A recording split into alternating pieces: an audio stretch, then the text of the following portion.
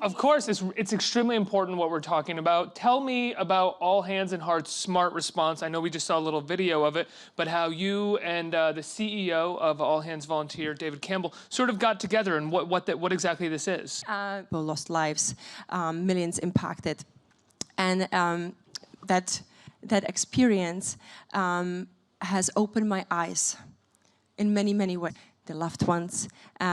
So when I went back to Thailand, I wanted to see, number one, what is the biggest need, and number two, what I can do to have a biggest impact.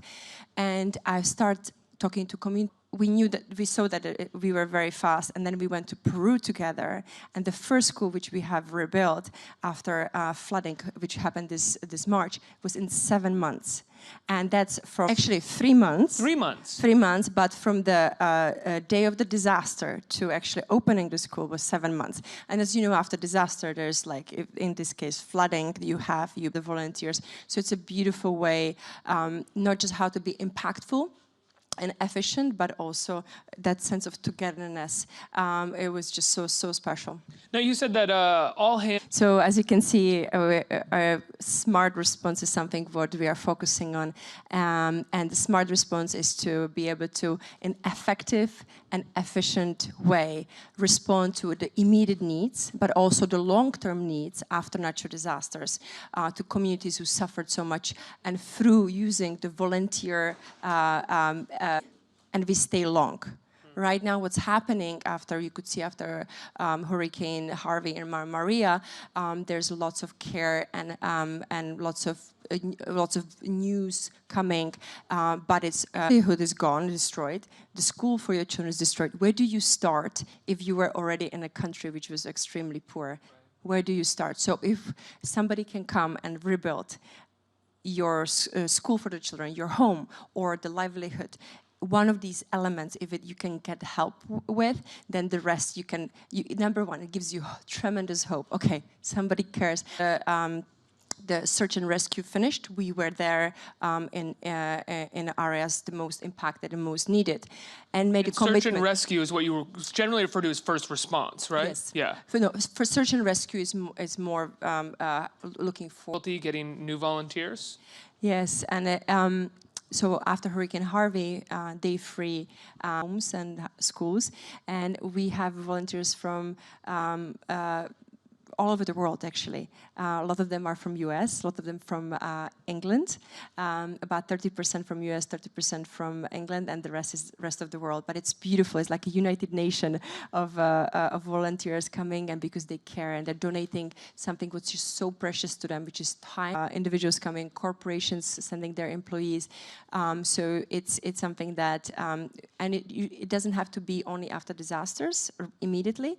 We are still working, as I mentioned, Nepal, which was in 2015. You're still working in Nepal? Yes, and we will work for years because, with more than 8,000 schools damaged, the need is tremendous, and it's very much need. And unfortunately, there's also lots of care from many caring hearts. But that was the first moment where I was like, it can actually work when you just put your heart and mind to it and you just are so dedicated and keep asking questions and keep learning. And it should happen, to be honest. There are, in US only, there are 1.5 million charities.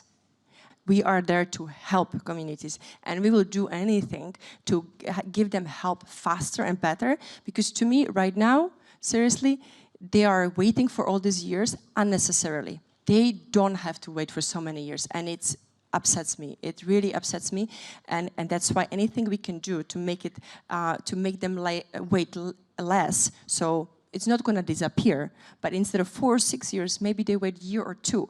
That already 4 years for children to be at school, and if they are 4 years not at school, those children, not just first response, not just helping now, because if you're helping now, you're helping in an important way, but you're not really building resilience.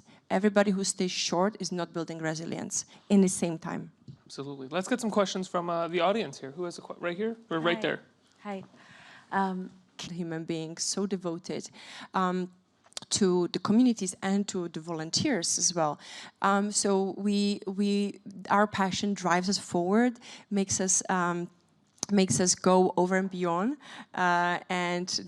so you can proudly say that you are a volunteer. Thank you. You can come to Houston, St. Thomas, Peru, Nepal, Louisiana. Okay, let's do it. I'll do it. But other people outside of me, because Yes. I can just ask you to do it, to sign me up. For people to sign up, they can go to allhandsandhearts.com, right? .org. .org, excuse me. No problem. Allhandsandhearts.org. And then so the site there for the moment is, we're just building it because we are so fresh. We are hot off the press with All Hands and Hearts. So the site is there. It will walk you through it. You will sign up, fill up a form, and we would love to have you help us to help others. And so come and join us on Instagram, All Hands and Hearts. You can check us out, and actually there you will see what Give me my shirt. Petra, you're doing amazing things. Thank you so much for being here and sharing it with us. I implore everybody to volunteer and sign up and take part in All Hands and Hearts Smart Response. Petra Nemcova, everybody. Round of applause. Thank you.